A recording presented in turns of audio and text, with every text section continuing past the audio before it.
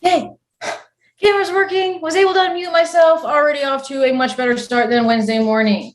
Um, Rachel covered everything on my title slide here. My name is Christine Andresen. I'll do a little intro in a second.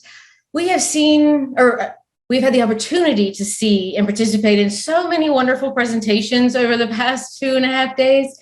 And I am just so honored to be attempting to tie all the little pieces together. And again, like it says, we'll look at some best practices and evidence-based techniques for effective information literacy instruction.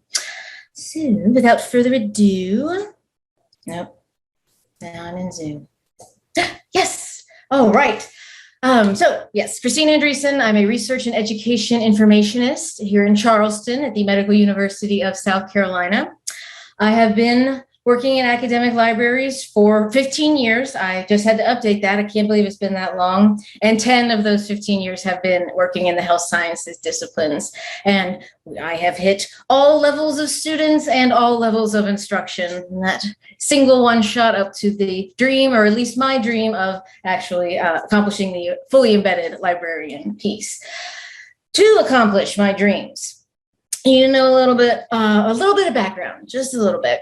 I began my career in academic librarianship in a basement of a library, working with microfilm, microfiche, and dusty old government documents. I cherished every second I got to sit on the reference desk, and learned pretty early into my career that my passion for librarianship was going to fall into the, spoiler alert, reference and education side of librarianship. And I found, as I completed my library science degree, that I was woefully unprepared to be a successful educator. And that was a daunting task, to have to immediately jump into a new job, nothing I got experience with in school. I do understand now that there's an instruction component that's becoming more frequently seen in library science curriculum. I mean, that's wonderful. And I think probably a big reason for that shift is that so many of us got on the job and realized we were missing something important. Well, since I went to library school so long ago, we didn't have that as a part of my curriculum. And I decided that to be the best instruction librarian that I could be, it was worth my time to pursue a second master's degree in, as you can see, instructional design and technology. And my dream was to blend my library science passions with my instruction passions and become this superhero librarian and apply and, kind of work towards my career in that direction. Everybody has different things that they enjoy, but that's what I wanted to do. So that is me, and is from this background with instructional design that I will kind of be speaking to you today. I know not everybody has the opportunity to get a degree in teaching or education, certainly doctorate programs and things like that. And I'm not going to be able to provide you with all of that information today, but I am going to try to break up a few little pieces of things that have made a difference to me when I'm designing information literacy instruction. So there we go, the lovely information literacy instruction puzzle. In a perfect world, yes, it would be this easy. Oh, just 4 little pieces. Look at all that collaboration, and the puzzle pieces so obviously go together. That's wonderful. Unfortunately, that's just not the reality that we live in. Our information literacy instruction puzzle is like a really complicated 1,000-piece monochromatic puzzle that's been baking in someone's car for 3 months, and the puzzle pieces are so warped they're barely fitting together. That's what we've got to work with. And I do think we're doing a good job. Again, I have seen so many improvements in 15 years, and I know we have only up to go. Let's go. So we're not going to try to tackle this part of the puzzle today. It's Friday afternoon. I'm not going to do that to you. We're going to try to tackle this little part of the puzzle today. And I think we're going to have some fun doing it, since we know that this is something that we struggle with. That's why there's been so much interest in the conference, and that's wonderful. But we want to try to learn from each other and get the benefit from our collective experience. So I have created a Jamboard and posed a question on it asking you to share, because it's anonymous, you to anonymously share the most helpful thing that a mentor or a colleague or a teacher or someone from a presentation for the past 2.5 days, anything someone said to you or conveyed information to you that helped you become a better information literacy instructor. And I understand that not everybody is able to use the links in the chat. So I did link the Jamboard to the description of this session in Schedule, so you can see it there. And I'm also going to put it in chat in case anyone can get in here. Can someone say if I screen shared correctly and you're now seeing the Jamboard? Yes, we are now seeing the Jamboard. All right, I'm going to put that in the chat again. If that's copy pasting doesn't work for you, it is also in the scheduler. And I'm going to leave this up. So as you go through the afternoon over the weekend and you are reflecting on everything you've learned, and please do add to this board, because one of the goals of this conference was to start building a network of instruction librarians, and sharing something that's been beneficial to you could very possibly benefit someone else. So I see we actually already have a couple. So thank you guys for doing that. And yes, I'll leave that there and just continue to work out throughout the time. Everyone can learn. Can't see the list because I put it to the panelists. Thank you for saying that. Let's try that again. There we go. To everyone, not just the panelists. Oh, and there they're popping up. Okay, when we're done with it, I will lock it so nobody else can get in and make changes. But for the conference purposes, it's open and everyone can type in there and add your own little sticky notes. So thank you guys for doing that. We will look at that again in a little bit. All right, so the 4 puzzle pieces, told you we're not going for the big 1,000-piece puzzle. Our 4 puzzle pieces, we'll be looking at a big just overview, not nitty-gritty details, overview of some instructional design models. We'll also be looking at, again, an overview of adult learning theories, and we'll also tie in some evidence-based teaching strategies. And since it's information literacy instruction, of course, we will be touching on the framework and some really interesting research I recently saw published about that. So those are our 4 pieces in my tiny, simple puzzle that's appropriate for ages 0 to 1, probably. So diving right in. This is a very small selection of the numerous instructional design models that are out there. And you will see methods, models, methodologies, strategies. We all like to use these words interchangeably. I selected these specifically because in the I still stay very active in the instructional design world that has nothing to do with higher education or librarianship, or peripherally we cross paths. And these 5 instructional design methods are recommended by instructional designers, again, outside of higher education, just a whole collective bunch, that these instructional design methods are appropriate for non-instructional designers to know. So we're going to look at the ADDIE model in particular because it is generally the most common instructional design method. That consists of 5 phases, as we'll see, but many of the other instructional design models are based off of that ADDIE design. So we'll focus on that, but I do want to make you aware, and there are resources that you can explore more of these and more if you need more information about them or are just curious.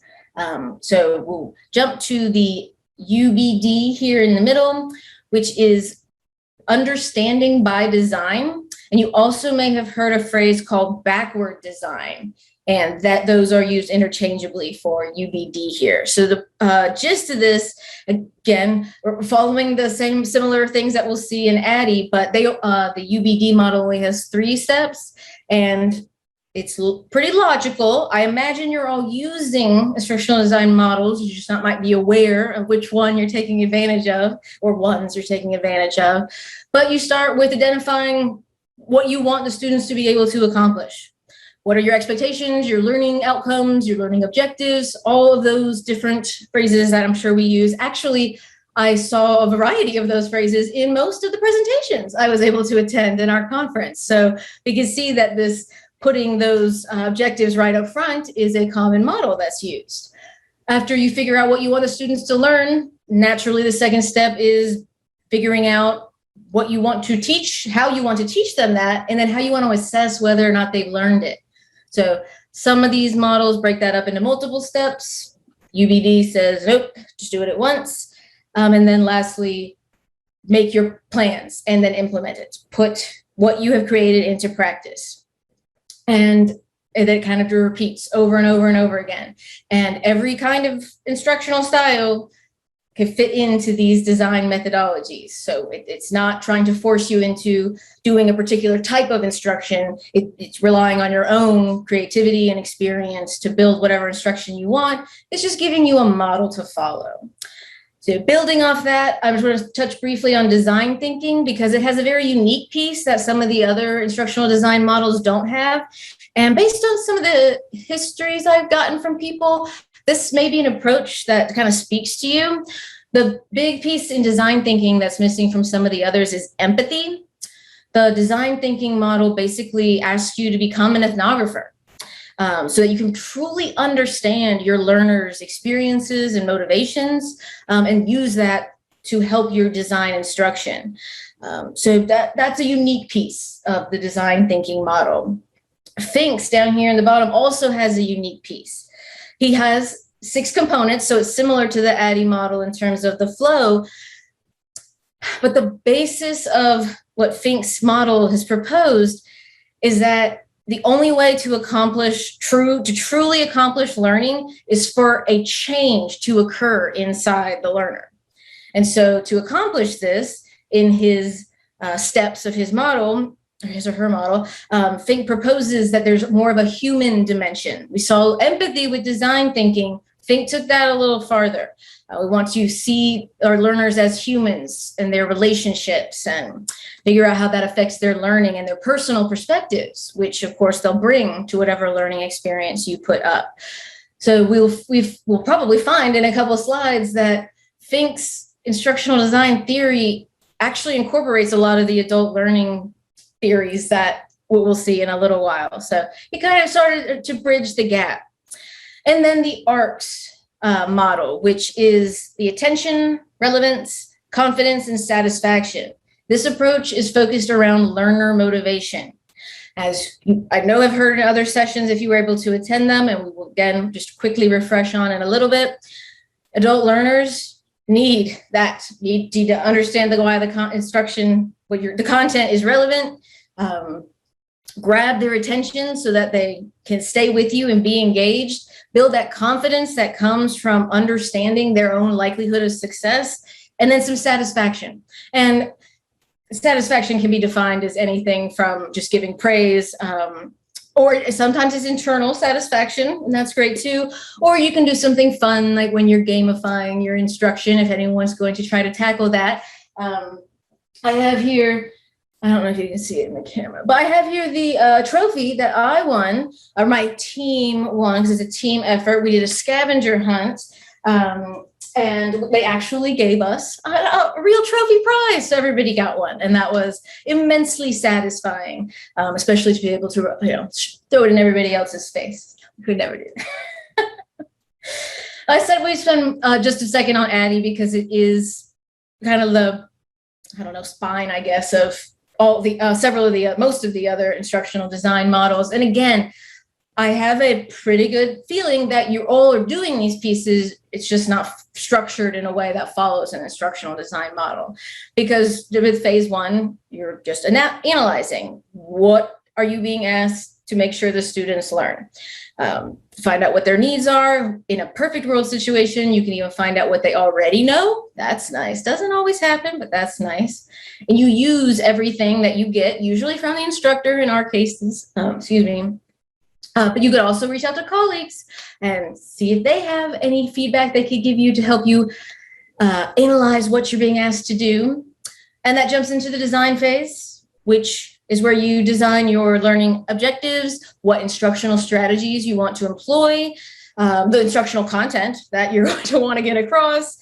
And instructional media selection. Are you doing videos, audio, images? What all are you going to use? That's all in the design phase. So again, if you've taught before, then you are using most of these steps. And then it's all, of course, also translates to asynchronous learning as well. So with tutorials and things, you can follow the same kind of process because you are creating an instructional material and that's your end output.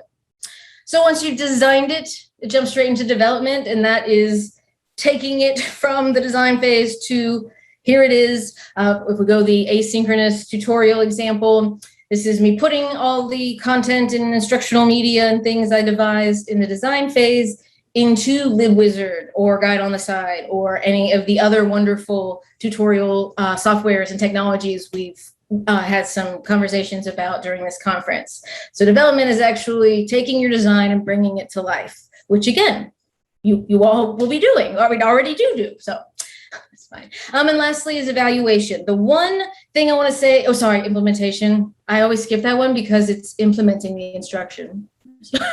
But it feels pretty self-explanatory, but I did not mean to skip it. Actually working with having the instructional whatever you create work, the students using it. So that's your implementation phase. Now, lastly, into evaluation, there are two pieces that the ADDIE model focuses on for evaluation, and it's formative evaluation and summative evaluation. And formative evaluation is basically your pilot test, what you would do before you implement the product, to make sure that what you created is going to get the learners where you need them to be. And then the summative evaluation would be done at the end after you have implemented the instruction and determined whether it was effective at helping you meet your learning goals. So evaluation, formative, and summative for the ADDIE model. And again, I don't know that I pilot test everything that I create, but we certainly like to gather some sort of feedback on whether or not the class, the session, the tutorial, whatever, was effective. So again, we drew pieces of this without following the specific model. So I hope you can see where things that you've done fit into this design. There we go. The other piece of our puzzle was the adult learning theories. We had talked about a couple of these in just some of the sessions I've been in. So I'm going to touch on the one that I have fun games about later. But again, in the list of resources, there will be links for you to get more information about any of these learning theories as well as other ones that are out there, because it should come as no surprise that to truly be an effective instructor, information literacy instructor, and to best facilitate the student learning, it's going to be imperative to understand how adults learn. How do our students learn? Again, this is just a selection, and this selection was created the same way the last one was. This was a recommended list of theories from people that specialize in adult education. They say non-adult educators would take advantage of learning about these theories and implementing them into their practice. So I said, well, there is some stuff on andragogy and other pieces, and we'll talk about that briefly because it's important. But it's the other three I want to bring your attention to because they are less frequently known, I think. The transformative learning theory is also referred to as the transformational learning theory, so you may have heard it that way. But that's basically the aha moments that happen. Those little flashes of inspiration, or sometimes called nuggets of wisdom, that actually make the learners see their reality in a new and different way. I hope that I can speak for everyone and say you probably experienced something like that in your life. And it is important for adult learners to have those moments because it will actually shift our consciousness and it makes us see the reality in a different way. And with adult learning, as we'll see as we explore this in a little more detail, the experiences we bring with us affect how we learn. And so having applying a transformative learning theory to really make that shift in consciousness happen is what this theory theorizes makes learning take place. Transformative learning theory is transforming consciousness to make actual learning take place, basically. Self-directed learning is also, or learning theory also is known as independent learning. And it sounds a little bit like we're forcing the learner to do everything on their own, but I promise that's not at all what this is. But the theory behind self-directed learning is that an individual wants to take initiative in their learning and do the planning, carrying out, and evaluating of their own learning experience. It's actually fascinating. There's some links with good research to that as well. I was not that kind of student. That's why I'm so interested in this learning theory. I wish I had been this kind of student. But using that learning, the self-directed learning theory, it makes the student an active participant in the instruction process. And again, self-directed implies that you're pushing it all on them, but no, they're actually a pretty solid set list of responsibilities that faculty and students have to fulfill to make this sort of learning theory be as effective as possible. And we're seeing more and more institutions providing resources to support their faculty if they do want to use a self-directed learning approach, as it's just a little different. And lastly, of course, our experiential learning. Anyone with a health sciences background or peripheral experience is probably used to that terminology. From most of the health science professions have experiential learning, didactic and experiential. And that is exactly how it is being used here. It is specifically an adult learning theory because it's basically taking the experiences that we have, because again, we all come with life experience, work experience, professional experience, learning experience, and you can't shake it off. It's always with you.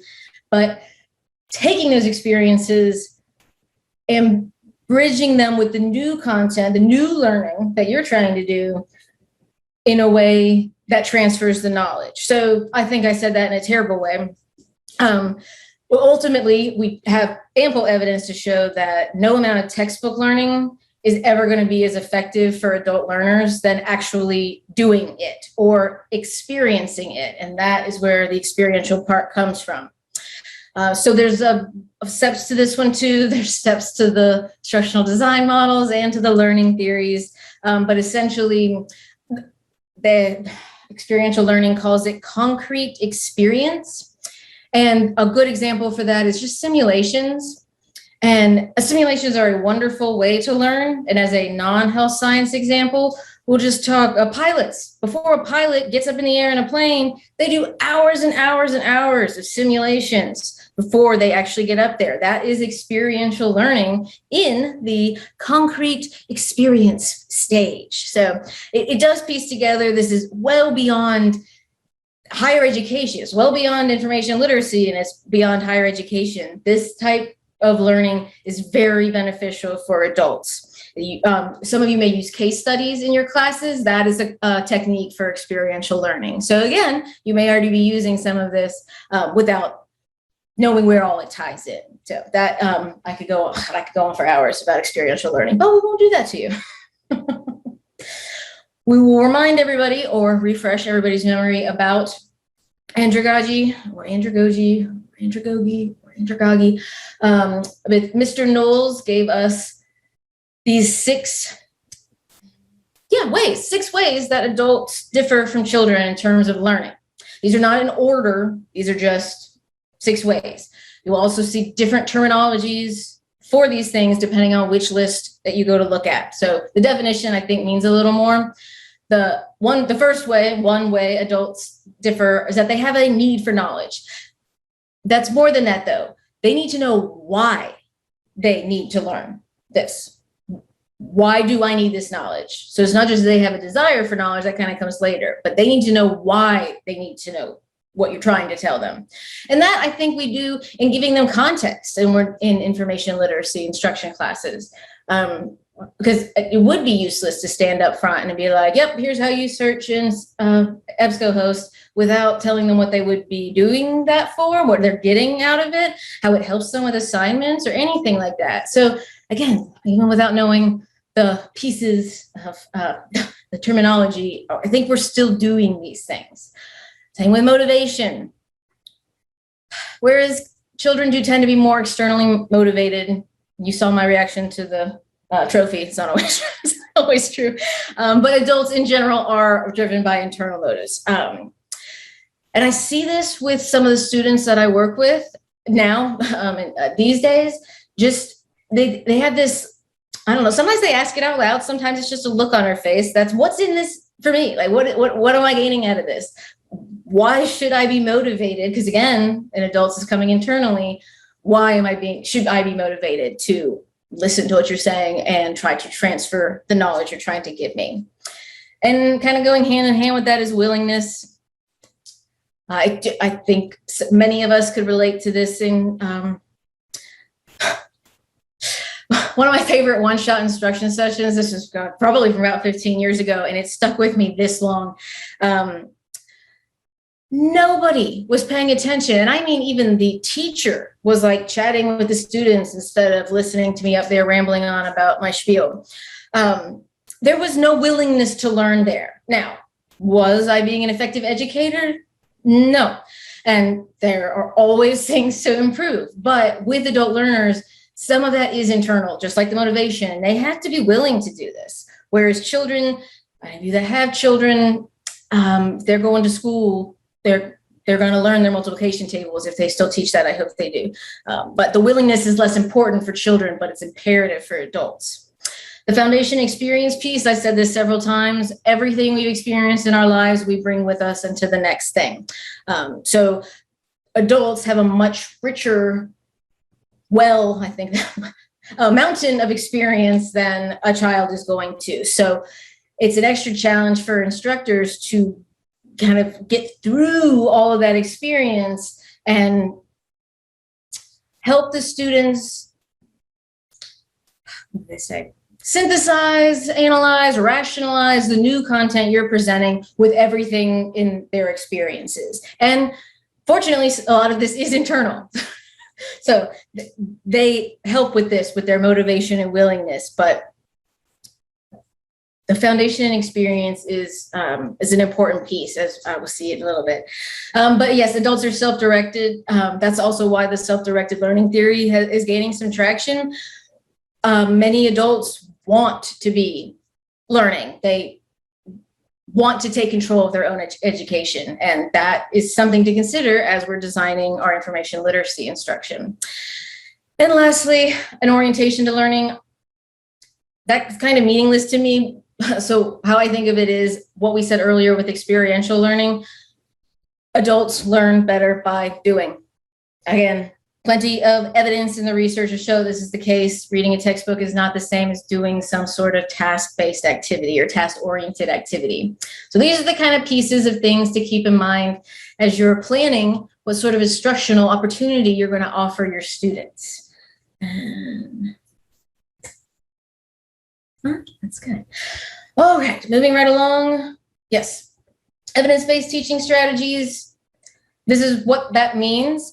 I'm not going to read the bullet points to you because you will have access to the slides, but we're looking at the research to figure out which teaching styles have shown to be more effective. This is what I found. I could not find a good acronym for us, so I made us one. Evidence-based teaching strategies. We're not going to go through all of these again. This is just a sample list. There are many, many more evidence-based and anecdotal-based teaching strategies out there. You don't just throw something away just because it's not evidence-based. You have to start somewhere and build some research on it. I saw on the Jamboard, somebody said, collecting the data, it was so beneficial, and to use that to do data-driven teaching, and that's great. But if you're collecting data, you publish on it or present on it or get it out there so that other people can, again, see your experience, benefit from it. They keep trying it, then it becomes a solid evidence-based teaching strategy. So that's wonderful. I saw that and I was like, ooh, that ties right in.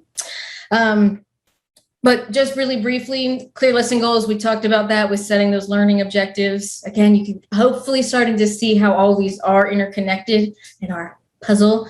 But effective instruction sets the clear lesson goals and keeps coming back to them. Like before you move on to the next thing, the evidence suggests that you should throw that lesson goal back at them to keep tying it together as you go. Whereas we traditionally just do one slide at the beginning of presentations, or at least in some instruction that I've seen. And that is a good start as long as we're continuing to at least verbally come back to that and remind everybody what we've done and where we're going.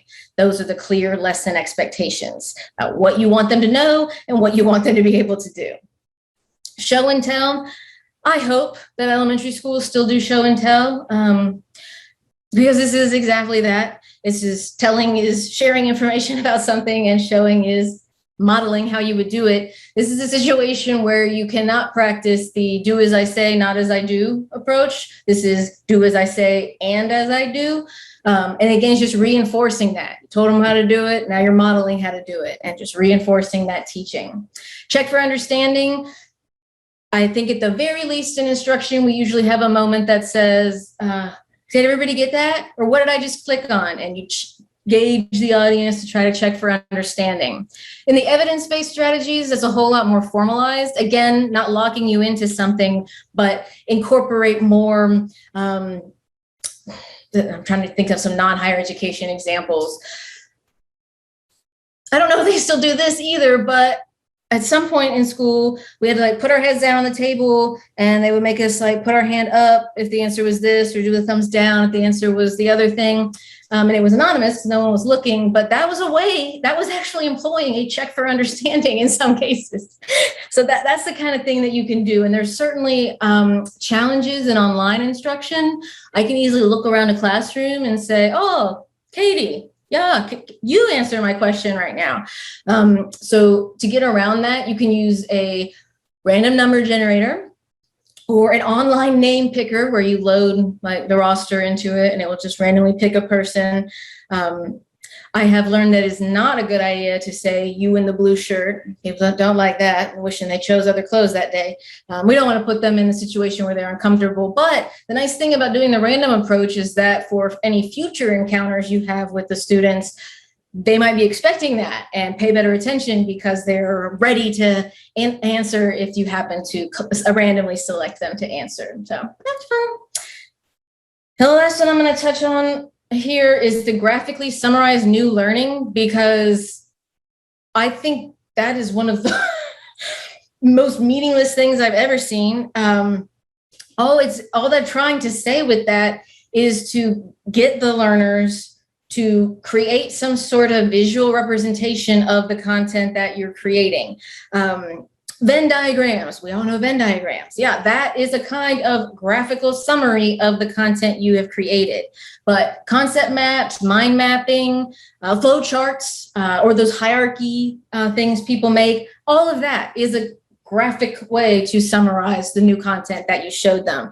We're looking to see if they can understand the relationships between the content that we're presenting. And I think that certainly applies to information literacy instruction. But the other ones, I think a little more straightforward, plenty of practice. Practice makes perfect. Providing feedback, different from giving praise. So that may be one piece that's interesting. Feedback is giving input on how the students performed at a certain task, and praise is giving this like student feedback, like what the student did well, how they can improve, rather is how they did on the task. So we're giving feedback for the task that we've asked them to complete. And flexibility, yes. Productive group work. I think everyone has an experience of participating in group work that was not productive. There are evidence-based techniques to help you make that group work more effective. Keep going. All right, the last piece of the puzzle is the framework. Hopefully familiar to everyone. We have it since, I think, January 2016. This is what it looks like. It's an alphabetical thing, not an order of importance sort of thing. But there's a really interesting article out of the Journal, was it of Academic Librarianship, I think? Yeah, Journal of Academic Librarianship, where they conducted a survey to see which of the information literacy frameworks were being applied in instruction, among many other things that they looked at. But this is the piece, the table from, which frames were being applied. For those of you that have used the framework in instruction, Does this feel like your experience? You feel like you're usually aiming for the searching as strategic exploration frame or the researcher's inquiry frame? I guess the better question is, does anyone feel like they use a completely different frame more often than the others? Information has value. Oh, and that was one of the lower ones. That's great. Well, that's why we do these things, to participate in these studies, so we can see. For me, it'd be more helpful to find out, for the 77% that said that they use the information has value framework, how were they integrating the information literacy instruction for that particular frame? And there could be follow-up studies coming out of this. I don't know, but I think it's really interesting. One other thing they looked at was challenges and barriers to being able to provide and to be able to use the information literacy framework and instruction. For those that have or have not. Yeah, that's good. Yes, I think everything's free on the internet until they run into something behind a paywall. So teaching them that the frame of information has value would definitely be important and valuable for them to know. Absolutely. I think some of the common barriers that were experienced is one, a limited class time. We know that most accrediting bodies have information literacy somehow tied into the standards that they want those students to have when they graduate. But it's hard to find time to get our pieces of the information literacy framework in there. It also can be challenging to communicate with faculty why we would want to do information literacy instruction and how the frames could be applied. Same for explaining to students. Let's see. Oh, a lot of folks reported that they felt that the framework was not measurable. And that is something I know that in the medical library world, there are work groups working very hard to try to bridge that gap. And I am hoping that those same kind of efforts are being undertaken in the other subject areas as well. Like we had with the literacy standards so long ago, how to connect it to what we want to teach them. And and aligning the framework to assignments. So yeah, there's certainly some challenges to overcome, but we have seen remarkable success in trying to integrate the framework into information literacy instruction. And this is some very exciting, good results coming from that. All right, so to recap, I won't tell you. To recap, our pieces of the puzzle is to employ a instructional design model or pieces of one, as again, I feel like most of you are doing. Consider some adult learning theory as you design your instruction, as we are working with a specific kind of population and want to make sure our instruction is framed appropriately. Employ evidence-based teaching strategies as much as possible. Again, as a health sciences librarian, we preach about how important it is for our future doctors and nurses and therapists to look at the evidence before they make decisions. And I'm not comfortable telling them that if I'm not willing to do it myself. So just because, I'm going to say that, looking at the evidence-based teaching strategies can just help be another thing to make your instruction experience more productive for the students and more rewarding for you, quite frankly.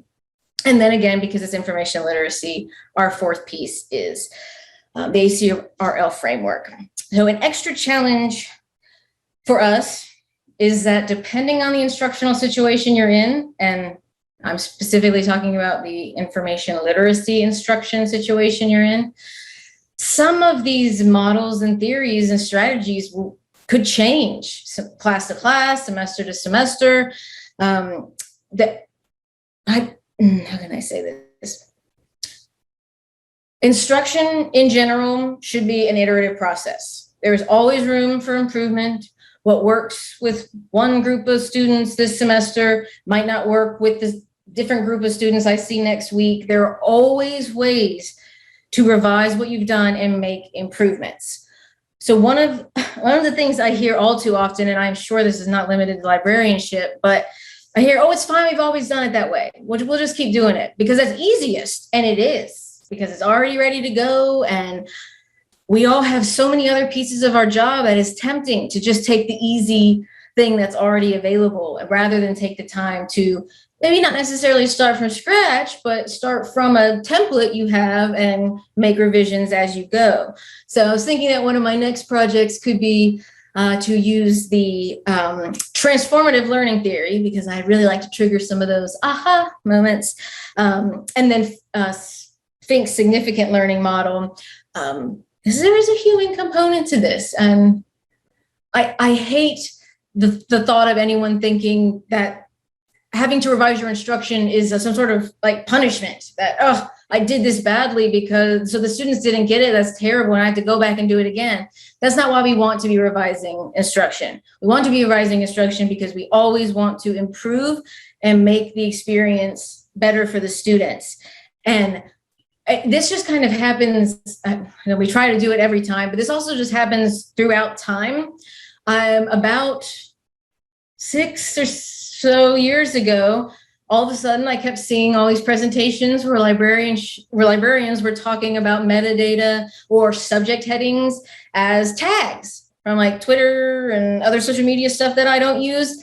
I could not relate to that, unfortunately, but the students were like, oh, yes, that was it. That was their aha moment. It finally clicked for them what these subject headings were and how they could be used. And that is not an instructional strategy that we could have employed 10 years before that. So it changes naturally. That's another good reason you don't want to be doing the same thing every time. But I had is this in at 3:15? I have a game, but I don't think we're going to get to play because I talk too much. No, go away. Oh my gosh, how exciting. So maybe we'll just look at these instead and everyone can start benefiting. I did make a fun Jeopardy game with anything I kind of emphasize during my presentation shows up in the questions. I'll post it if anyone wants to play around with it. But I think this is really helpful to hear from others. We got some feminist and critical pedagogies. Know where you want to go and remember to take the learners with you. That's nice. It's very inspirational. Prepare. Yes, so we can all benefit from. Oh, I haven't heard of Edpuzzle. That's exciting. Nurturing. That's good. Yes, that was something that was emphasized pretty heavy on, actually, throughout my entire program. Now that I'm thinking about it, the shift in education went from sage on the stage to guide on the side. You want to nurture them, not just talk at them. And that's something I really miss about the on-campus experience. And I guess I'll have an opportunity to continue to explore in the online educational environment for the upcoming semester. So thank you guys for adding some sticky notes to this. And oh, is there 2 pages now? Oh, no, someone's playing around. That's okay. We'll just keep adding. You can add more if you go. Thank you all so much for listening to me ramble about the things that I'm passionate about. I do hope you found something from any part of the conference that you can take with you. Maybe it's a person, a connection that you have, a new collaborative opportunity that you might be interested in exploring. It sounds like we got some time for some really good discussions not focused on librarianship and instruction. And I just really encouraged that it seems like the conference is accomplishing one of its goals, which was to start building that network. So I'm very happy to be a part of it. And I think we can wrap up. Thank you very much, Christine, for presenting and sharing your expertise with us. This was a really engaging and interesting presentation, and there was a comment that someone would like you to share the Jeopardy game. So if you have the link for that, I think that would be much appreciated. And I'm not sure if we do have time for any questions. Someone who knows what time the next session we do? We have time. All right. So if anyone has any questions for Christine, we are now in the Q&A period. So if you want to put them into the Q&A period, or even in the chat, if you do have some comments, that would be great. I did. Christine, you did such a a great job presenting that no one has questions. I'm sure that's not because it's a Friday afternoon. I did put the link to the chat and it seems to be working because I see people popping up. This was one of the ones I learned about during Joe's presentation on the opening session on Wednesday. And I just had fun playing with it. I had to change it quite a bit since I knew we wouldn't have time for hours of Jeopardy. But it was fun to play around with. And what the paid ones, I got to say, are better because that's how you get your sound effects and all that fun stuff.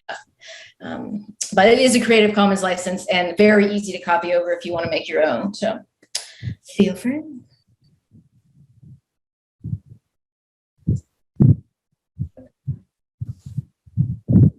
I just unmuted myself and I'm just going to ask a question that I am very interested in adult learning theories and stuff. I was wondering, where is the cutoff for adults? Can we consider college students as adults, or is it just those college students, adult learners, those college students who are working students or students raising families? This is something it goes up for debate pretty regularly.